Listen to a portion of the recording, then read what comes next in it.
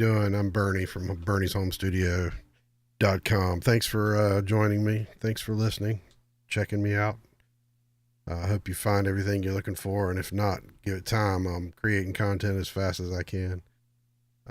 I get this question all the time, so I think I'm going to start with it today. And that's, how do I get started in the home studio world?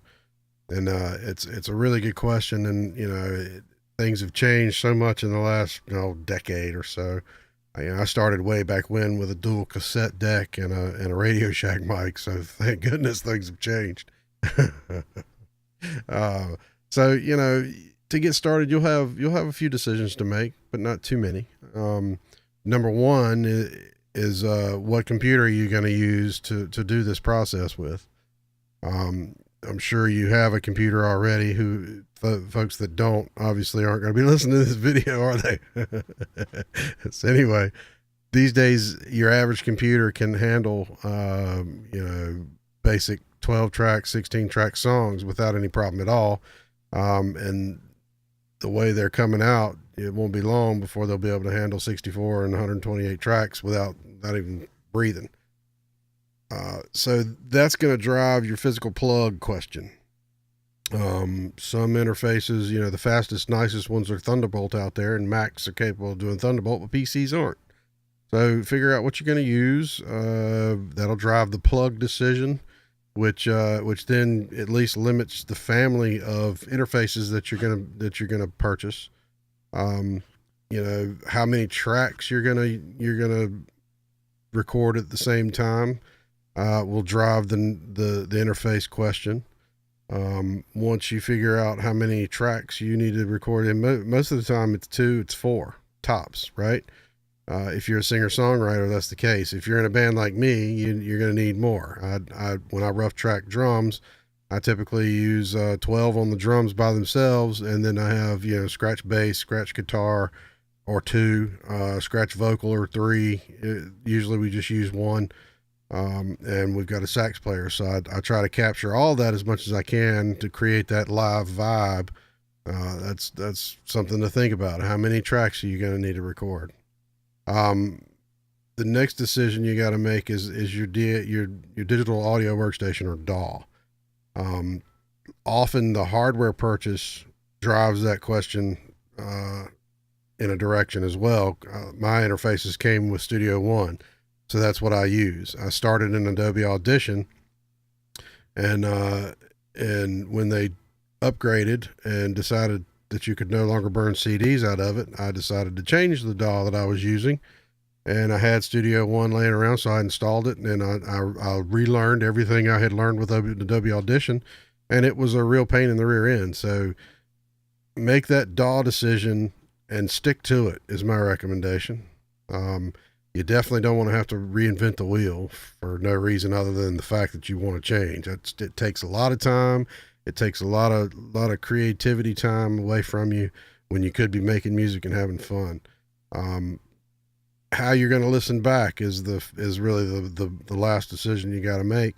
And I would recommend, especially if you're in a bedroom situation or your kitchen, if you don't have a dedicated room like I do, you would want to get a nice pair of closed back headphones, because you're going to need those anyway. I have I think 7 pairs of the Sony 7206s, so that we can track the whole band using I might even have 8 pair, I can't remember, but anyway, you'll need closed back, because if I've got a closed back, it keeps that sound isolated around the ear, and if I'm recording a vocal over some tracks, you won't hear the bleed from what I'm listening to and singing along with. So you're going to need those anyway, so you may as well get those first. So there's some simple lessons learned that I can convey to you.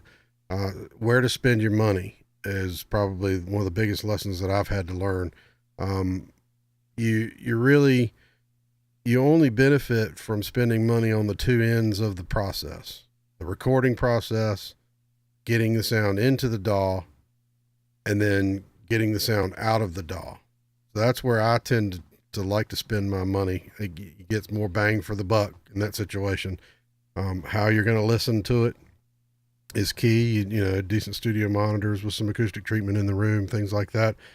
Decent. I have a nice pair of headphones, some AKGs that I that are open back that I use for critical listening.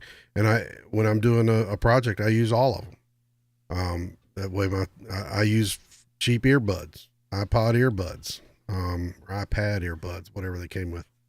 Um, I use decent mics. I don't have anything super expensive. I've got some large condenser microphones that I use as overheads on the drums when I'm tracking them. And I honestly have put that large condenser microphone in front of just about everything, and I've been happy with the sound. It doesn't fit everything, and you want to differentiate around, but you know, you spend the money on the front end. How you're going to get the sound into your DAW? I've got a PreSonus Eureka. I spent I think it was $300 when I got it from eBay. I don't think they make it anymore, but $300 to $600 on a nice channel strip.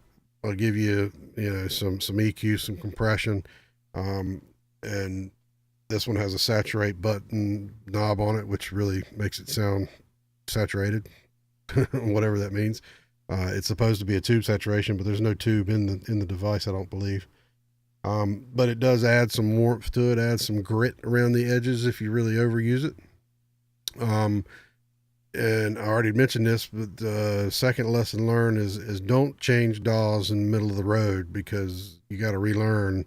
I mean, there's some similarities. You know what a track is. You know how to arm a track. You know, you got to have an input and output and plugins and all that kind of good stuff. But keyboard shortcuts and things like that, why relearn a new DAW if you don't have to?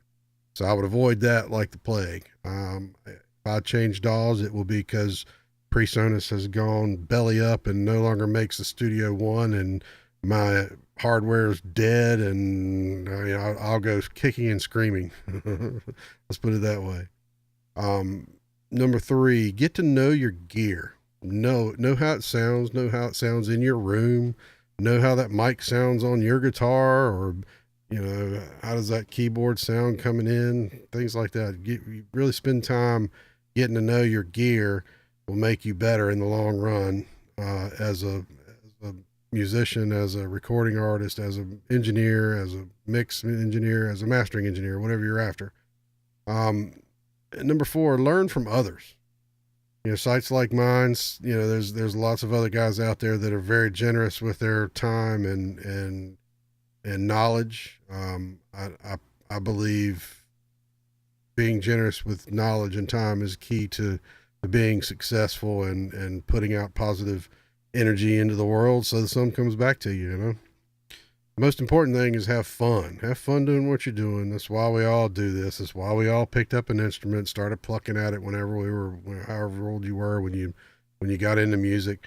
It's why we sing. It's why we do it brings us joy. So make sure joy and fun is the key, the biggest reason and what you're getting out of. If you're not having fun doing it, man, change the way you're doing it. Figure something out. Do something different. Please make sure you like and subscribe, so you'll get notifications of any new videos that I put out. And have a great day. Now go make music. Have fun. Thanks.